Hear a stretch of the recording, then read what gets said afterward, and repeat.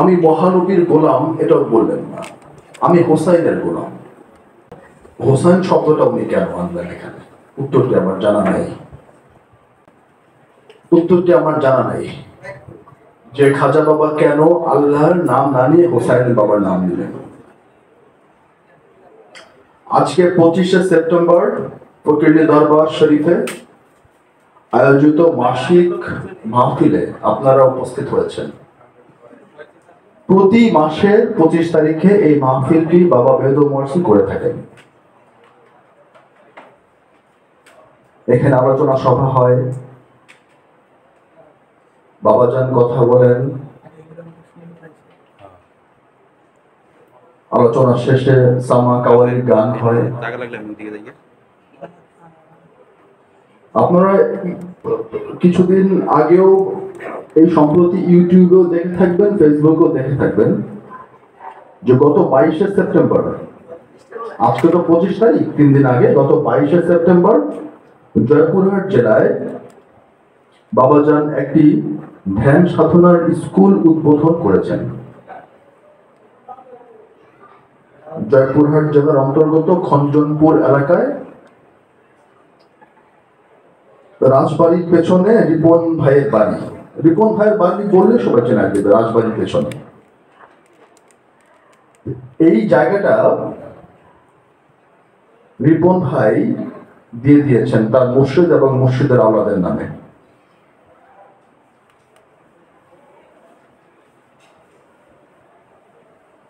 ওখানে বাবাজান একটি সুফি meditation centre উদ্বোধন করেছেন। আস্তে আস্তে জাস্ট শুরু হলো, আরো বড় পরিসরে আরো ঘর সেখানে ওঠানো হবে, এটা আস্তে আস্তে আরো বাড়বে। ধ্যান শব্দটা বাংলা শব্দ,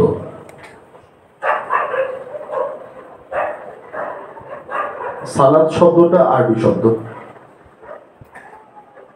নামাজ শব্দটা ফার্সি শব্দ। এই তো কিছু শব্দ, কিছু বাক্য, কিছু ব্যাকরণ,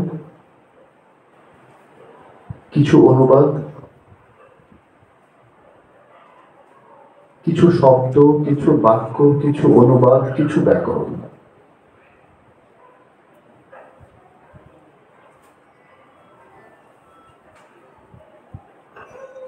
একটা কোরআন এর অনেক অনুবাদ হয়েছে।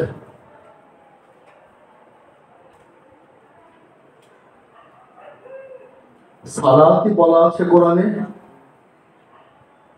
এর অর্থ হাজার অনুবাদক তার মতো করে করেছে, যা পছন্দ হয়েছে। এই শব্দ এবং কথা নিয়ে গবেষণা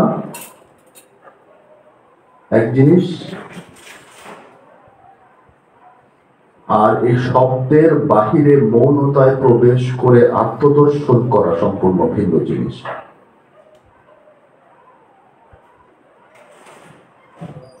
চক্ষুষ্মান কথা বলে, চক্ষুষ্মানও কথা বলে, যিনি দেখেন জানেন তিনিও কথা বলে, যিনি অন্ধ তিনিও কথা বলে। দুটার মাঝে ফার ডিফারেন্স আছে।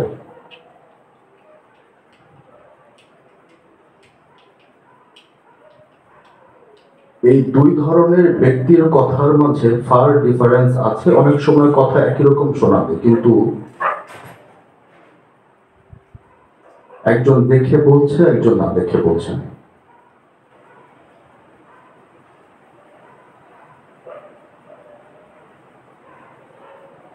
কে দেখে বলছেন আর কে না দেখে বলছেন, এটা আমার বিবেচ্য বিষয় নয়।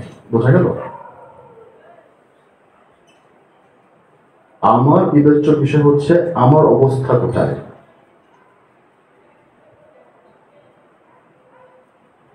কে চক্ষুষ্মান, কে চক্ষুষ্মান না, কে অজ্ঞানী, কে জ্ঞানী, কে আত্মদর্শন পাইয়াছেন, কে আত্মদর্শন পান নাই, এটা আমি, আমার বোঝার স্ট্যান্ডার্ড নাই।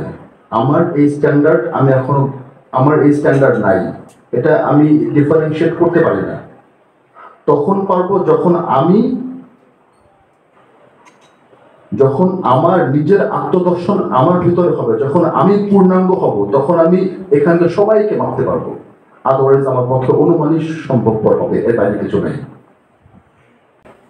বাবা জাহাঙ্গীর বলছেন, সত্যকে ধরতে হয় অনুমানের পথে হেঁটে, সত্যকে ধরতে হয়, সামনে সত্যকে আলিঙ্গন করতে হয় অনুমানের পথ ধরে, অনুমানের পথ ধরে সত্যের কাছে যেতে হয়। যদিও সত্য সত্যই, অনুমান অনুমান, দুই দুই জিনিস, পার্থক্য আছে অনেক।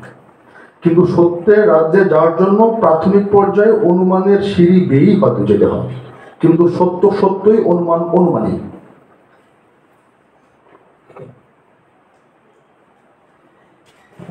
এই মোরাকাবা এবং মেডিটেশনের ফলে অনুমান দূর হয়ে যায়।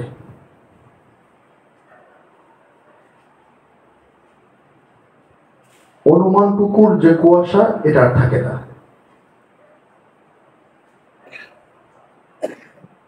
আল্লাহ সর্বশক্তিমান, অনুমান। আল্লাহ সর্বশক্তিমান, অনুমান। আল্লাহ রিজিক দাতা, এটাও অনুমান, অ্যাজাম্পশন, বিশ্বাস। এই বিশ্বাসের দুই পয়সা দাম নাই। কারণ আল্লাহ রিজিক দাতা, এটা আপনি আমার মুখ দিয়ে শুনেছেন।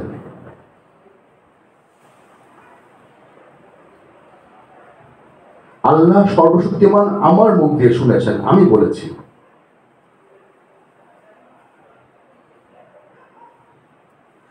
আমার কথায় বিশ্বাস স্থাপন যে আপনি করলেন, আমার কথায় যে আপনি বিশ্বাস স্থাপন করলেন, এটাকে বিশ্বাস বললে ভুল হবে, এটা হচ্ছে অনুমান। কিন্তু অনুমানকে মানুষ বিশ্বাস বলে ভুল করে, এটা বিশ্বাস নয়। মানুষের অনুমান গুলাকে সে বিশ্বাস বলে ভুল করে। আল্লাহ রিজিক দাতা, আল্লাহ ইচ্ছা করলে ধ্বংস করতে পারে, মৃত্যুর পরে কিয়ামত আছে, প্রত্যেকটা বিষয়ে আমি অনুমান করছি। এই অনুমানের সিঁড়ি পার হয়ে যেতে হয় নিজের আত্মদর্শনের যখন জগতে যাবেন, এই অনুমানের সিঁড়িগুলা পার হয়ে সচক্ষে অবলোকন করবেন। যেই অবলোকনটা শুধু আপনার ভেতরেই থাকবে, এটা আপনার অর্জন, এটা আপনার পরিপূর্ণতা, এটা আমার পরিপূর্ণতা। সুফিবাদ ব্যক্তি কেন্দ্রিক, শরীয়ত সমাজ কেন্দ্রিক, মারিফত ব্যক্তি কেন্দ্রিক, আত্মদর্শন ব্যক্তি কেন্দ্রিক। এটা আমরা কথা বলছি সামাজিকতা, মেজাজি শরীয়ত। যদিও শরীয়ত না, শরীয়ত আরো অনেক উচ্চ স্তরে, কথা ছলে বললাম যুক্তির খাতিরে, সমাজ কেন্দ্রিক। এটার পথ ধরে আমাকে আপনাকে নিজের ভেতরে ঢুক দিতে হবে। তখন সচক্ষে যখন চেখে দেখে নিতে পারবো, সেইটা আর সেই ইমানটা আর হারা হবে না। তখন আমাকে কেউ ভুলভাল বোঝালেও আমি আর সেটা বুঝবো না, সেটা হচ্ছে সালাত কায়েম হয়ে যাবে তখন।